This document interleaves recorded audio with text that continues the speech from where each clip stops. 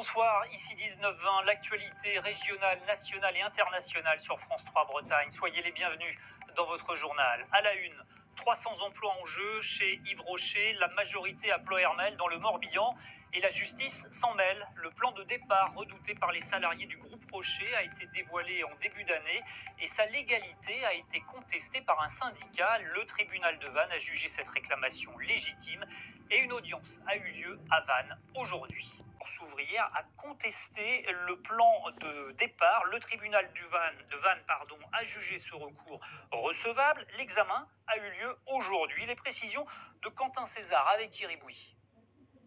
C'est une audience technique qui s'est tenue aujourd'hui devant le tribunal judiciaire de Vannes. L'enjeu, la remise en cause d'un accord d'entreprise sur l'emploi dans le groupe Rocher. Accord signé par la direction d'Yves Rocher et deux syndicats majoritaires. Force ouvrière, syndicat minoritaire, tentent de faire annuler l'accord en jouant sur des éléments de procédure. Leur but, avoir l'opportunité de renégocier cet accord qui ne serait qu'un plan de sauvegarde de l'emploi qui ne dit pas son nom.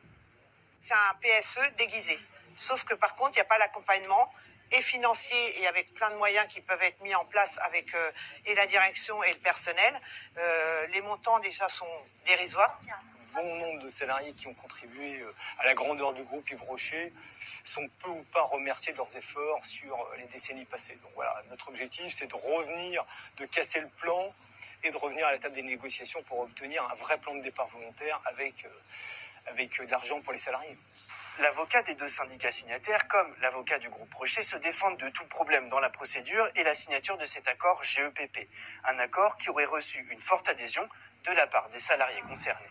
Il y a une cinquantaine de salariés qui adhéraient, il y a tout type, il y a des salariés qui sont restés dans le groupe et qui évoluent dans le cadre de dispositifs de mobilité interne, il y a des salariés qui suivent des formations, il y a des salariés qui bénéficient de dispositifs de pré-retraite, vous avez encore des salariés qui partent à l'extérieur parce qu'ils ont trouvé d'autres solutions et ils ont pu bénéficier de mesures spécifiques à cet effet. La présidente du tribunal a mis sa décision en délibéré au 14 novembre prochain.